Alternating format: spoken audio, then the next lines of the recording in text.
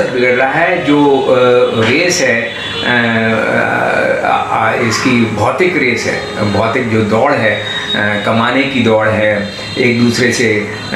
प्रतिस्पर्धा है, होड़ है कि हम उनके पास यदि जो है मारुति है तो हमारे पास हुंडई हो, हमारे पास महिंद्रा हो, और उसके पास इतना बड़ा घर हो तो हमारे पास उससे भी बड़ा घर हो। इन सब के चक्कर में वो भूल जाता है कि वो कहाँ से पैदा हुआ और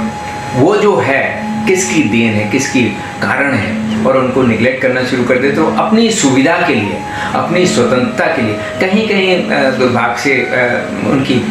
पत्नियों का भी जो है दुर्भाग्य से रहता है, इसमें मिली भगत टाइप की आप कह सकें। तो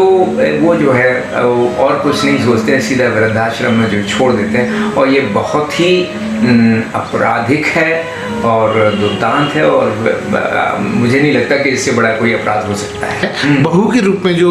बेटी आती है, क्या उसका भी दोष माना जा सकता है? काफ़ी हद तक है, काफ़ी हद तक है, क्योंकि हम ये तो नहीं कहेंगे कि सभी केसेस में ऐसा होता है कि जो पत्नी आती है वो प्रेरित करती है। कहीं कहीं उल्टा भी होता है कि बेटा चाहता है कि हम वृद्धाश्रम छोड़ दें, लेकिन उसकी पत्नी संस्कारी पत्नी होती है, वो इसके लिए जो है विरोध करती है कि नहीं, इनको हम अपने पास ही रखेंगे और हम उनकी सेवा करेंगे। लेकिन ऐसी बहुएं थोड़ी सी कम हैं। बहुत बार ऐसी मजबूरियाँ होती हैं, बहुत बार ऐसी परिस्थितियाँ आ जाती हैं कि शायद बच्चों को ये लगता है कि इससे अच्छा विकल्प नहीं है, जबकि नैतिकता के आधार पर वो गलत है कि जब माँ बाप आपकी जिम्मेदारी उठा सकते हैं तो आप माँ बाप की जिम्मेदारी क्यों नहीं उठा सकते। ये हमारा कर्तव्य है। मुझे लगता है कि अविवाहित बच्चा जो है उसे केयर की और घर की ज़रूरत होती है। घर में जब वो आ रहा है तो उसे खाना मिले, पानी मिले, रेस्ट करना मिले, तो माँ बाप उसे देते हैं, क्योंकि अकेला है वो, और जिसका परिवार होगा उसे उसके साथ एक व्यक्ति ऐसा आ जाता है जो उसकी सारी इस तरह की पूर्तियाँ करने में सक्षम होता है और अच्छे तरीके से कर सकता है। तो कि उसके पास एक बी पार्ट होता है जो उसकी ज़रूरतों को पूरा करने के लिए सक्षम होता है और लेटेस्ट तरीके से करने में सक्षम होता है, क्योंकि सबसे यंग होते हैं वो तो ओल्ड हो जाते हैं, उतनी जल्दी वो काम नहीं कर सकते,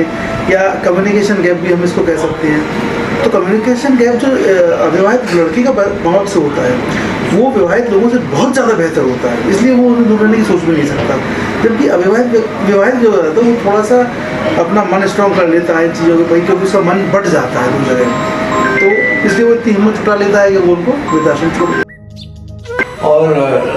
मतलब रहना पड़ता है मजबूरी में बेटे के पास में, और बेटे की अपनी मजबूरियां होती हैं, मतलब डिसीजन मेकर कोई और होता है बेटे के घर में, संभावना ये भी होती है। और कई बार ये होता है कि बेटा भी उतना ही स्वार्थी हो जाता है धीरे धीरे, तो इस कारण से बेटे जो है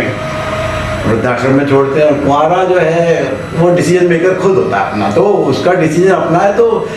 इतना बुरा कोई बेटा मुझे नहीं लगता होता होगा, या माँ बाप इतने बुरे अगर हों तो बात हो रही है कि उनको वृद्धाश्रम छोड़ा जाए। शादी के बाद जो है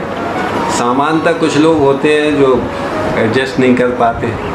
हाँ, और बहुत से लोग ऐसे भी हैं जो पत्नी के कहने पे जो है चलने लगते हैं, रिमोट उसके हाथ में होता है,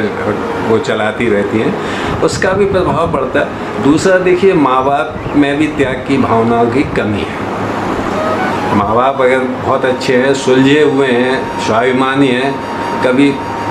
अपशब्द का इस्तेमाल नहीं करते, तो उनके साथ ये घटनाएं कभी नहीं होंगी। और फिर होता क्या है, सब कर्म फल है, प्रारब्ध है, इस जन्म में आपने किया तो उसका फल मिलेगा, या प्रारब्ध है पिछले जन्म में किया, सबके साथ तो नहीं होता है।